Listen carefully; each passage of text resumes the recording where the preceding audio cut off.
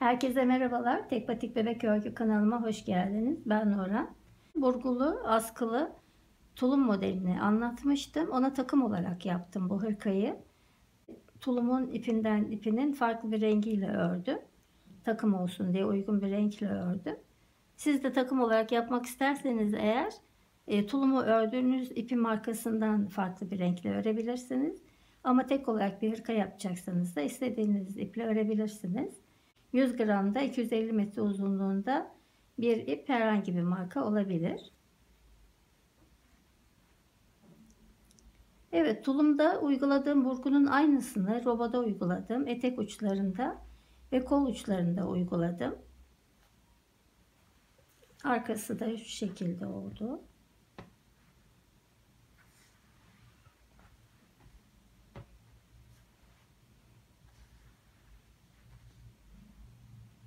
Yine yakadan başlayarak örülen bir model.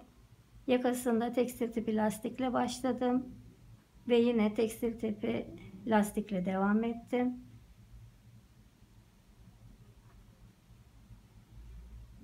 Dediğim gibi burgular ve haroşadan oluşuyor model. Çok kolay bir model. Herkes çok rahatlıkla örebilir. Burada yaka düşürme çalışması yapmadım. O yüzden yaka düşürme çalışmasında zorlanan arkadaşlar da bu modeli çok rahat örebilirsiniz.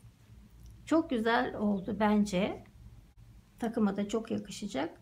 Tek olarak da çok rahat kullanabileceğiniz, hem şık hem de çok bebeklerin rahat edebileceği bir model oldu. Başlamadan önce kanalıma abone olursanız çok sevinirim. Abone olan herkese de çok teşekkür ediyorum. Takıldığınız bir yer olursa yorumlardan sorabilirsiniz. Gördüğüm zaman mümkün olduğunca dönmeye çalışıyorum. Bazen gözümden kaçanlar olabiliyor ama gördüğüm zaman mutlaka dönüş yapıyorum. Umarım siz de beğenir ve benimle birlikte örersiniz. Eğer hazırsak başlayalım. Himalaya Evde Bebe Lüks ile öreceğim. %100 anti peeling özellikli bir ip. Ben tulumu yine bu iple örmüştüm. Takım olması için aynı ipi tercih ettim. 100 gramda 250 metre uzunluğunda bir ip. Siz de tulumu hangi iple ördüyseniz, eğer tuluma takım yapmak istiyorsanız aynı marka ipi tercih edebilirsiniz. Ya da 100 gramda 250 metre uzunluğunda herhangi bir ipi tercih edebilirsiniz. Bununla aynı renk örmek isterseniz eğer renk numarası 70.447. Çok güzel bir yeşil. Başka ne söyleyecektim? Şiş numarası 4 numara yazıyor. Ben de 4 numarayla öreceğim. Ama eğer eliniz çok bolsa 3,5'la örebilirsiniz. Çok sıkıysa 4,5'la örebilirsiniz.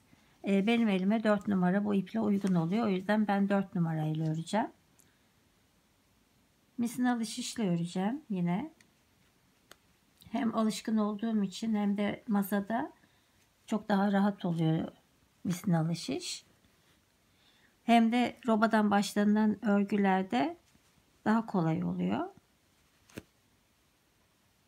Çünkü diğer normal iki şişlerde roba kısmını şişe sığdırmak biraz zor oluyor. Şimdi ben bu ipi bir ayarlayayım da. 4 numaralı şişle öreceğim. İpimin kısa olan kısmı, bu uç kısmı benden tarafta olarak tutuyorum.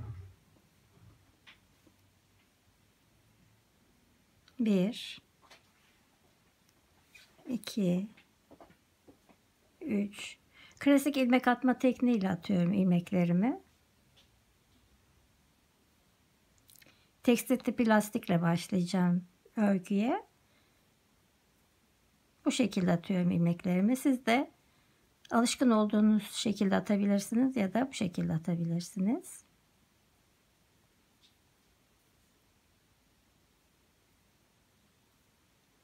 Dört numaralı şişime 77 ilmek attım. Şimdi başlangıç ipim burada sağ taraftayken örgünün arka yüzündeyim. Burada ön yüzde 2 ilmek düz hat olarak gitsin istediğim için ilk 2 ilmeğimi ters örüyorum.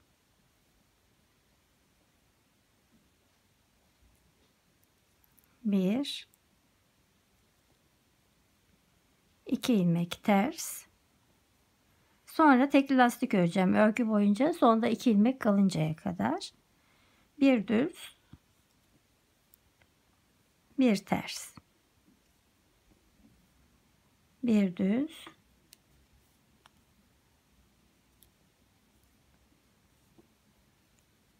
bir ters. İlk sırayı bu şekilde örüyorum. Bir düz, bir ters, tekli lastik. Birinci sırayı örüyorum. Bir ters, bir düz, tekli lastik, bir ters, bir düz, bir ters, bir düz ve sıra sonunda burası arka yüz olduğu için bu 2 ilmeğimi boşaldım. Ön yüze geçiyorum. Ön yüzde bu 2 ilmek örgü boyunca düz olarak devam edecek. O yüzden şimdi bu ilk 2 ilmeği düz olarak örüyorum. 1 2. Şimdi tekstil tipi lastik başlama tekniğiyle yapacaktım. Bir tane ters olarak örüyorum. Düz örgüyü örerken şişi örgünün altından geçiriyorum. İlmeğin içine giriyorum. İlmeği alıp tekrar aynı noktaya dönüp soldaki şişime takıyorum ve düz olarak örüyorum. Bir tane ters örüyorum. Düz ilmeği örerken sağdaki şişimi örgünün altından geçiriyorum. İlmeği alıp tekrar aynı yere geri dönüyorum ve soldaki şişime takıp düz olarak örüyorum. Ters ilmeği normal ters.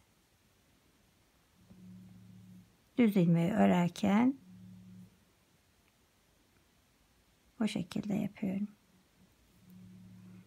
Hazır lastik başlama tekniği kanalımda ayrı bir videosu da var. Onu açıklama kısmını da ekleyeceğim. Oradan da bakıp yapabilirsiniz. Bir kez daha göstereceğim. Ters ilmeği normal ters örüyorum. Düz ilmeği örerken sağdaki şişi örgünün altından geçiriyorum. Soldaki ilmeği alıp tekrar aynı yere gelip soldaki şişe tekrar takıyorum ve düz olarak örüyorum. Evet, sıra sonunda sonda 2 ilmek kalıncaya kadar bu şekilde yapacağım bu sırayı da. Hazır lastik başlama tekniğiyle başladım. Şu anda ikinci sırayı örüyorum. Ters ilmeği normal ters örüyorum. Düz ilmeği alttan geçirerek döndürüyorum ve düz olarak örüyorum. Bir tane ters, bir tane düz ama şişle alttan geçiriyorum. İlmeğimi alıp aynı yere tekrar dönüp sol şişime takıp düz olarak örüyorum. Bir tane ters. Burası örgünün ön yüzü. O nedenle bu 2 ilmeği düz olarak öreceğim için ipimi dışarı alıp örmeden sağ şişimi alıyorum. Son 2 ilmekleri hep örmeden alıyorum. Baştaki 2 ilmekleri de örerek alıyorum. Şimdi şu şekilde göstereyim. Böyle bir görüntüsü oluyor.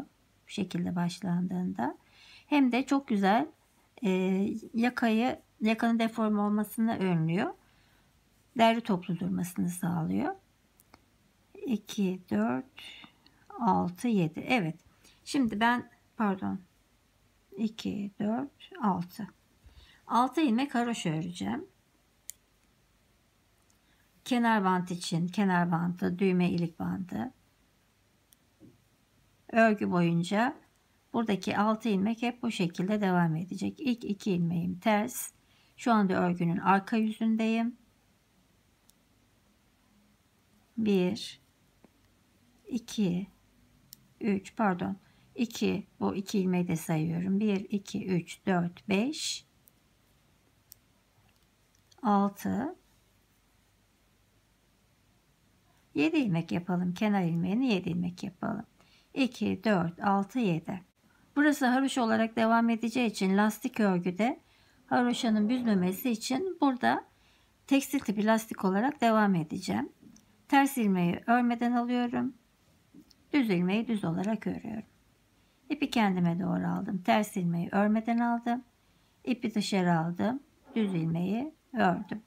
Bu tekstil tipi lastik iki şekilde örülüyor. Eğer bu işlemi ön yüzde yapmak isterseniz boş olarak aldığımız ilmek düz ilmek olacak.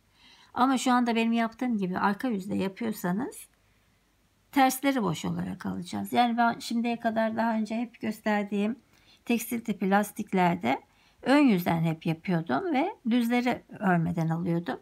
Şimdi bu modelde arkadan yapacağım. Çünkü tekstil tipi lastikle başladığım için bu bir önceki sırayı zaten örmüş oldum.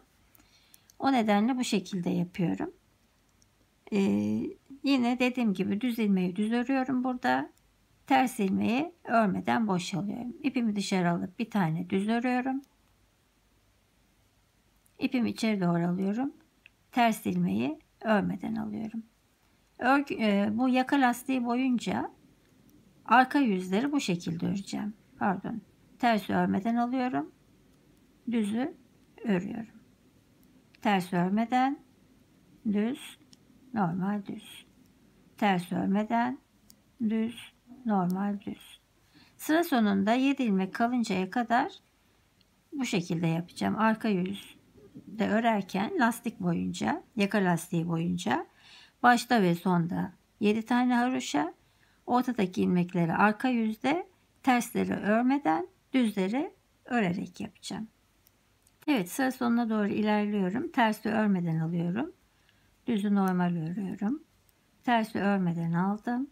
2, 4, 6, 7 ilmek kaldı ve bu 7 ilmeği haroşa öreceğim. 1, 2, 3, 4, 5, 6, 7. Bu son 2 ilmeği ipi kendime doğru alıyorum ve örmeden sağ şişim alıyorum. Şu anda arka yüzdeyim. Ön yüze geçtim. Ön yüzde yine lastik boyunca 1, 2, 3, 4, 5, 6, 7 tane haroşa ördüm. Ve ön yüzde normal bir düz, bir ters, bir düz, bir ters lastik olarak örüyorum.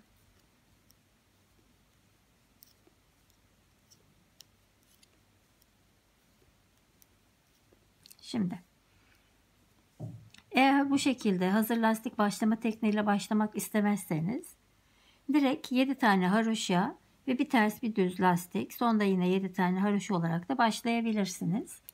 Bu sizin tercihinize kalmış. Ben bu şekilde başlamayı tercih ettim. Dediğim gibi bunu bu şekilde yapmak zorunda değilsiniz. O zaman şu şekilde direkt 7 haroşa bir ters bir düz olarak örgünüze yakasını örebilirsiniz. Şimdi ben burada şuradan sayacağım artık lastik haroşaları. Buradaki haroşa bakacağım 3 ya da 4 diş. Bu hırkayı çünkü ilk defa örüyorum. 3 ya da 4 diş ördükten sonra hem ilik açacağım hem de roba ayrımlarını başlayacağım. Yaka lastiği tamamlandı. Hazır tekstil tipi lastiğiyle başlamıştım. Başladıktan sonra 1, 2, 3 diş haroşa sırası boyunca ördüm. Eğer siz bu hazır lastik başlama tekniğiyle başlamadıysanız, direkt haroşa olarak başladıysanız 4 diş haroşa olarak örersiniz. Şimdi ilik açmaya başlayacağım. İlik açarken de şöyle, bu model unisex bir model. Hem kız hem erkek bebekleriniz için örebilirsiniz. Buradan iliği buradan açarsanız erkek bebekler için olur sol taraftan. Buradan açarsanız da kız bebekler için olur sağ taraftan. Ama benim için fark etmez derseniz siz bebek sonuçta bu taraftan açabilirsiniz. Şimdi ben buradan açacağım iliği.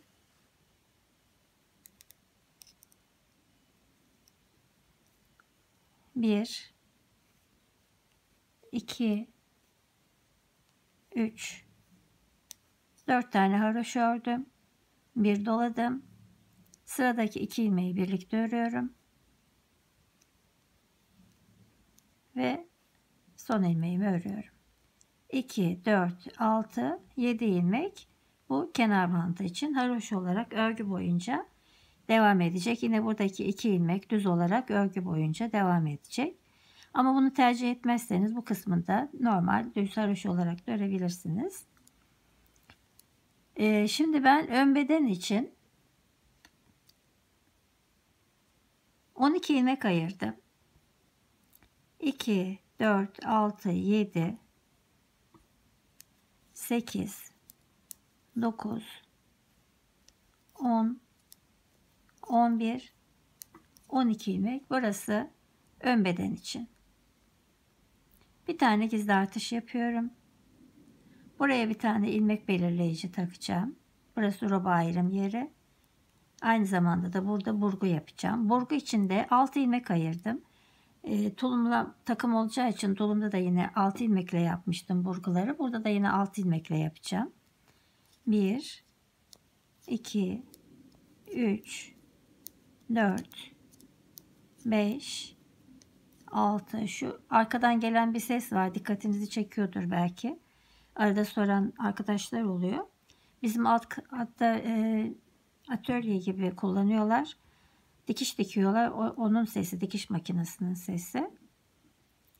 Evet, 6 ilmek roba ayrım yerindeki burgu için ayırdığım ilmeklerim düz olacak bunlar. Buraya da bir tane ilmek belirleyici takıyorum ve buraya bir tane gizli artış yapıyorum. Evet, bu 6 ilmek burgu olacak ve bunun sağından ve solundan birer tane artışlarımız olacak. Şimdi kol ilmeklerini öreceğim. Kol ilmekleri için 7 ilmek ayırdım. 1, 2, 3, 4, 5, 6, 7. Yine roba artışını yapıyorum. Buraya bir tane ilmek belirleyici taktım. 6 tane 1, 2, 3, 4, 5, 6 tane düz ilmeği ördüm. Buraya bir tane ilmek belirleyici taktım. Ve bir tane gizli artışımı yaptım. Şimdi arka beden ilmeklerini öreceğim. Arka beden için de 15 ilmek ayırdım. 1, 2, 3, 4, 5, 6, 7, 8, 9, 10, 11, 12, 13, 14, 15. Buradaki roba artışımı da yapıyorum. Bir tane ilmek belirleyici taktım. 6 tane 1, 2, 3, 4, 5, 6 tane roba ayrım yerindeki burguların ilmeği, bir tane ilmek belirleyici takıyorum. Bir tane artışımı yapıyorum. Roba artışı. 7 tane kol ilmeği. 1, 2, 3, 4, 5, 6, 7, 2, 4, 6, 7. Bir tane roba artışımı yapıyorum. Buraya bir ilmek belirleyici taktım.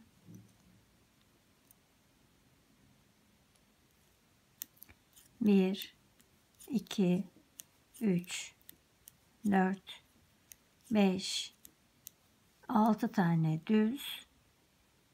Bir tane ilmek belirleyici takıyorum. Bu sıranın son artışı ve ön beden ilmekleri. Ön beden için 5 tane düz örüyorum. 1, 2, 3, 4, 5 düz ve 7 tane haroşa. 1, 2, 3, 4, 5, 6 ve 7. Arka yüzde de düz olarak ördüğüm ilmekler şu aradaki ilmek belirleyicilerin aralarındaki 6'şer tane burgu için ayırdığım ilmekler var. Bunlar ters olacak. Bunların dışındaki bütün ilmeklerim haroşa olacak. Arka yüz roba boyunca hep bu şekilde devam edecek. Yani şurada ilk 2 ilmeğim yine ters olacak. 2 3 4 5 6 7 8 9 10 11 12 ilmek ayırmıştım ön beden için. Bir tane de artış yapmıştım, gizli artış. Onu da yine haroşa olarak örüyorum ve aradaki 6 tane ilmeği ters örüyorum. 1 2 3 4 5 6. Şimdi kol ilmeklerini örüyorum. Kol ilmeklerim haroşa, artış yaptığım ilmeğim.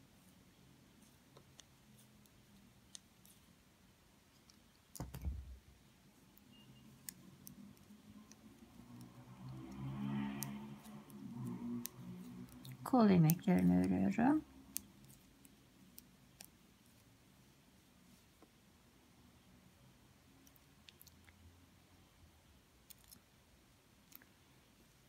Ve yine roba artış yerindeki 6 tane ters ilmek. 1 2 3 4 5 6. Şimdi videoyu uzatmamak için bu arka sıraları tekrar göstermeyeceğim. Arka sıralar hep bu şekilde olacak. Yani bütün ilmekler haroşa ama aradaki vurgu için ayırdığım 6'şar tane ilmekler ters olacak. Şu anda arka beden ilmeklerini örüyorum haroşa olarak.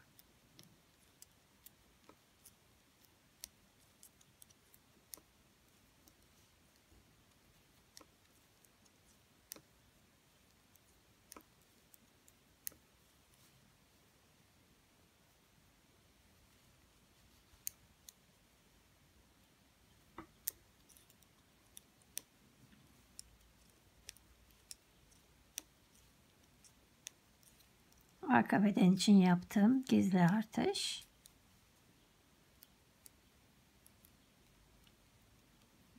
Bu ilmek belirleyicilerle çalışmayı hiç sevmiyorum ama mecburen bu şekilde çalışıyorum. Çünkü yeni başlayan arkadaşlar anlamakta zorlanıyorlar. 6 tane ters ilmeğimi örüyorum.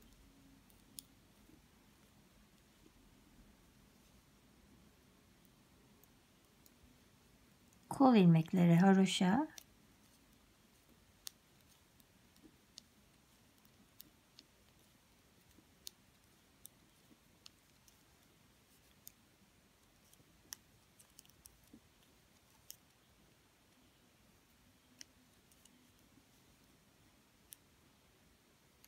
Evet, yine roba artış yerindeki 6 tane ters ilmek.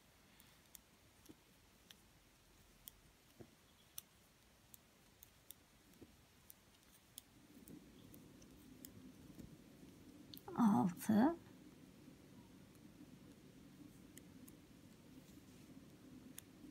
Ve ön beden ilmekleri de yine haroşa.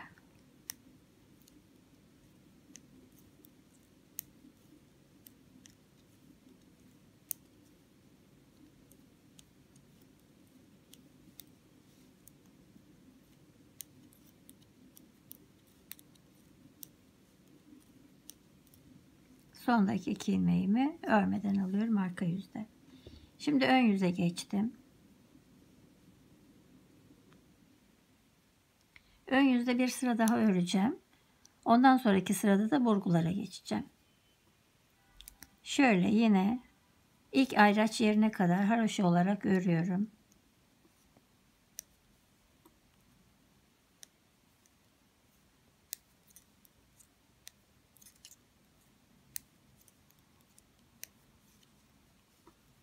Burası ön beden.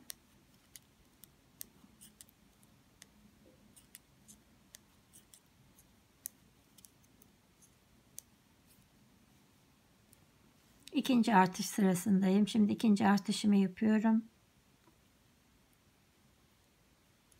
6 tane düz ilmek. 1, 2, 3, 4, 5, 6 düz ve buradaki artışımı yaptım. Ve kol ilmekleri için haroşa. 1, 2, 3, 4. Buradaki ayrıca kadar haroşa olarak örüyorum.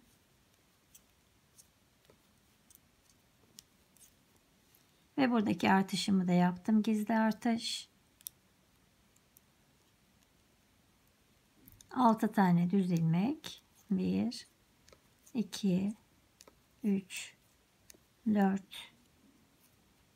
5, 6 düz ilmek. Ve bir tane gizli artış. Şimdi ön yüzde hep bu şekilde olacak. Şuradaki 6'şer tane ilmeklerin, yani bu ayraç taktığım ilmeklerin, bu 6 ilmeğin her ön yüzde sağından ve solundan birer tane artış yapacağım. Bu 6 ilmekler roba artış yeri olacak. Şimdi ben bu sırayı tamamlayacağım. Ön yüzde, arka yüzde de yine haroşa olan ilmeklerimi haroşa, bu ilmek belirleyicilerin arasında kalan ters ilmekleri, 6'şer tane ters ilmekleri ters örerek tekrar ön yüze geleceğim ve ön yüzde artık vurguları yapmaya başlayacağım. Tekrar ön yüzdeyim. İlikten sonra 2 diş örmüş oldum. Şuradaki düzleri de sayarsak 4 sıra örmüş oldum. Arkadan saydığımızda 1, 2, 3, 4 sıra örmüş oldum. Şimdi bu sırada ben artık roba artım yerleri de belli olduğu için ilmek belirleyicileri de çıkartacağım. Şimdi 1, 2, 3, 4, 5, 6 kenar ilmek. Artık bunu, yani 7 pardon, kenar ilmekte saymaya gerek yok. Çünkü beden tamamen haroşa olacağı için roba artım yerine kadar normal örüyorum haroşa olarak. Burası 3. artış sırası. 2 kez artış yapmıştım robada. Şimdi 3. artışımı yapıyorum. Gizli artış yapıyorum. Burada hafif bir delik varmış gibi görünüyor ama örgü bittiğinde o delik görünmüyor. Bazen bana soran arkadaşlar oluyor.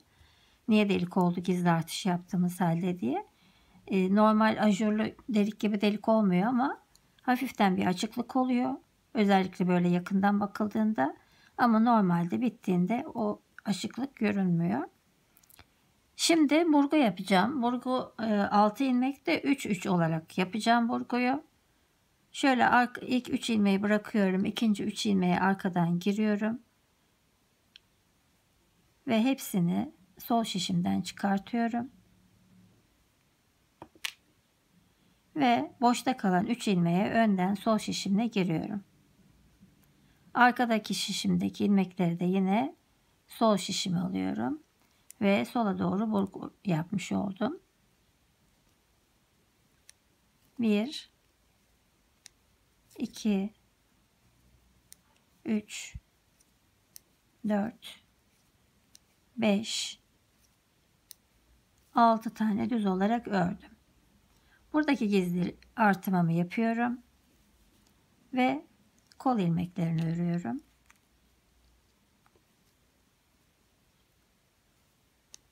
Burguların dışındaki bütün ilmekler zaten haroşa. Hem ön yüzde hem arka yüzde. Burguların olduğu 6'şer tane ilmekler ön yüzde düz, arka yüzde ters olarak örülecek roba boyunca. Roba bittikten sonra da yine bütün ilmekler haroşa olarak devam edecek. Evet, kol ilmeklerini ördüm. Buradaki gizli artırmamı yapıyorum. Ve bu 6 ilmeği yine burgusunu yapacağım. Arkadan giriyorum. 3 ilmeği girdim.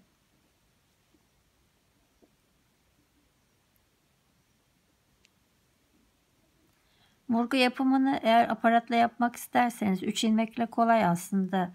Aparata hiç gerek yok ama yeni başlayan arkadaşlar belki zorlanabilirsiniz. Daha detaylı olarak hem aparatlı hem aparatsız olarak burgu yapımını anlattım kanalımda. Onu da ben açıklama kısmına eklerim. Oradan rahatça ulaşabilirsiniz. Eğer bir sıkıntı olursa oradan da izleyebilirsiniz. Ama zannetmiyorum sıkıntı olacağını. Çünkü üçlü burgu çok kolay bir burgu. Şimdi buradaki gizli artışımı da yaptım. Yani ne yapıyoruz? Bütün ilmekler bu burguların dışındaki haroşa. Burguları da şimdi sola doğru vuruyorum ve ön yüzde burgulardan önce ve sonra birer tane artışımı yapıyorum.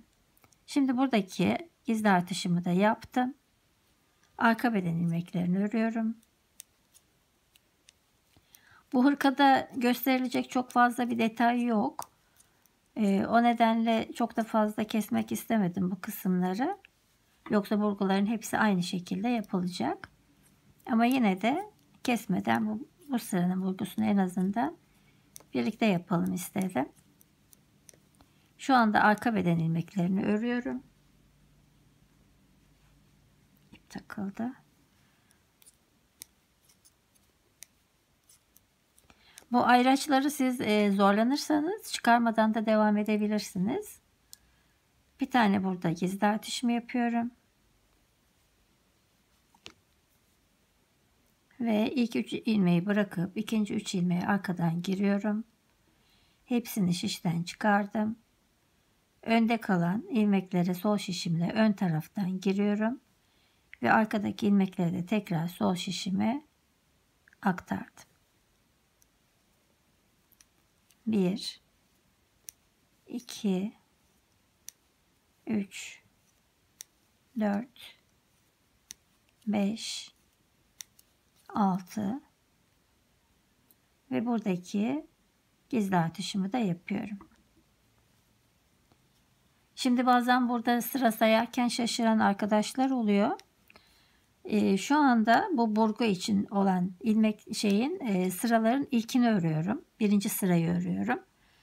Toplam 6 sıra öreceğim. Toplam 6 sıra ördükten sonra 7. sırada tekrar burgu yapacağım. Şu anda birinci sıradayım.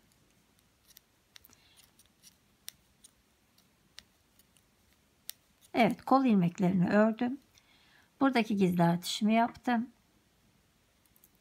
Ve son roba burgusunu yapıyorum.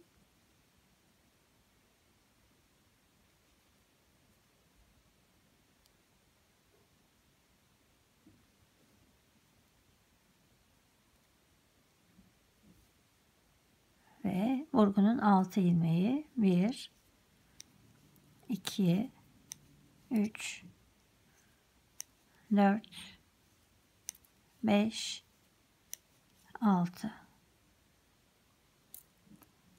Buradaki gizli artışımı da yaptım. Ön beden ilmeklerini örüyorum.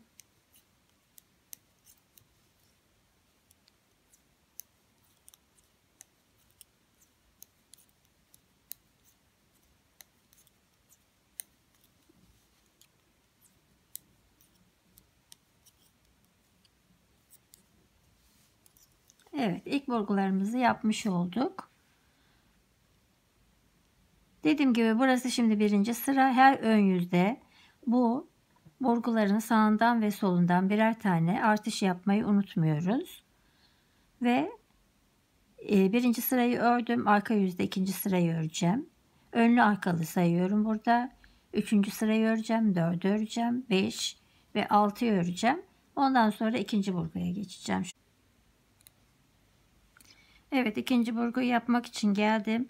3 diş aradan sonra burgu yapacağım demiştim ama 3 diş az geldi. 6 ilmek olunca burgu sayısı. 2 diş sonra ilk burguyu yapmıştım. 1, 2, 3, 4 diş sonra ikinci burguyu yapacağım. Yani 8 sıra önlü arkalı sayarsak 8 sıra örmüş oldum. Ve şu ana kadar 6 tane artış yapmıştım. Şimdi 7. artışımı yapıyorum. 7. artış sırasındayım. Ve burada burguyu yapacağım. Yine arkadan ilk 3 ilmeği bırakıyorum. İkinci 3 ilmeği arkadan giriyorum. Ve diğer 3 ilmeği de önden sol şişime aldım. Sağ şişimdeki ilmekleri de yine 3 tane sol şişime aldım. Toplam 6 ilmek. Şimdi bu 6 ilmeği düz olarak örüyorum. 1 2 3 4 5 6. Buradaki 7. artışımı da yaptım. Kol ilmeklerini örüyorum.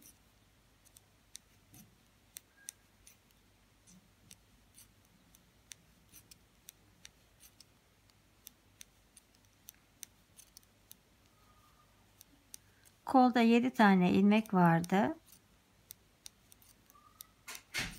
7 ilmek sağdan, 7 ilmek soldan artırdım. Şu anda kolda 21 ilmek var. Yani şimdi bu 7. artışımı da yapınca 21 olması lazım. Bir sayalım. 2, 4, 6, 8, 10, 12, 14, 16, 18, 20, 21 ilmek. Evet. Şimdi buradaki burguyu da yapalım.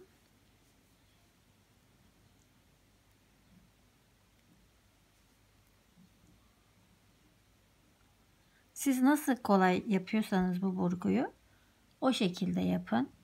Ben en kolay böyle yaptığım için bu şekilde yapıyorum. 1 2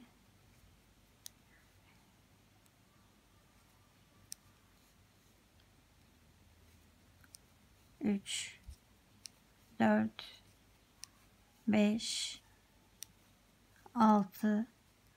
Burada ben artış yaptım mı? 2 4 6, evet yapmışım ve buradaki 7. artışımı da yaptım. Burası da arka beden ilmekleri. Şimdi evet, ikinci burguları da yapmış oldum. Bu şekilde her 4 diş haroşadan sonra burgu yapmaya devam edeceğim. Eğer sıra olarak da sayarsak şu anda birinci sırayı örüyorum. Arka yüz 2 diye sayacağım. Eğer o şekilde sayarsam 8 sırada bir burgu yapacağım.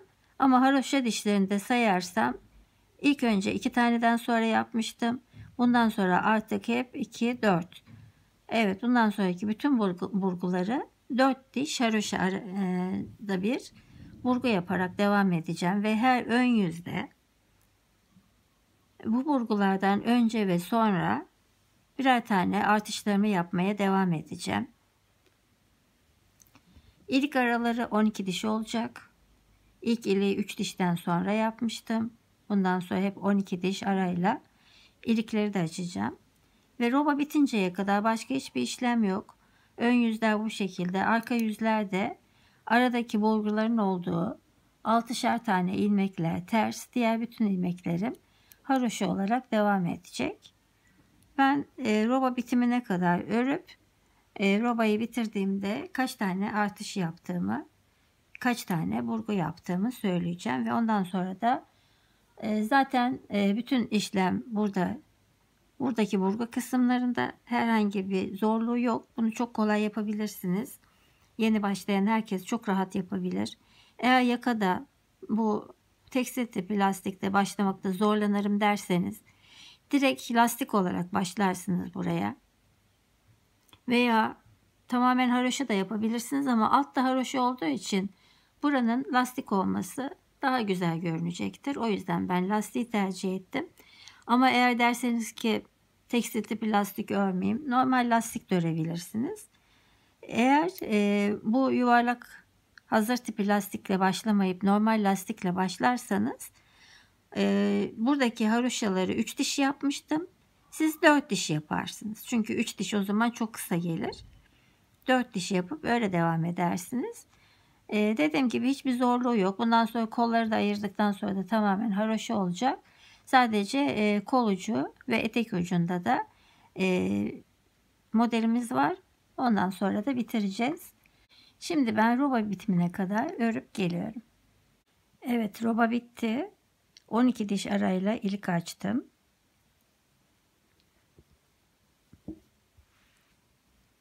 1, 2, 3, 4, 5 tane vurgu yaptım. Kollarda 18 artırma yaptım.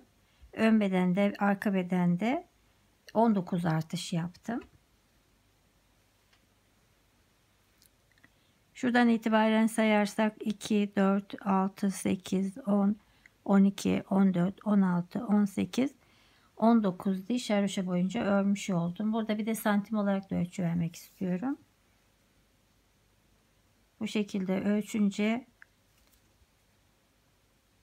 11 santim. Şöyle reglan olarak ölçtüğümüzde de 13 santim. Şimdi artık kolları örmeye başlayacağım.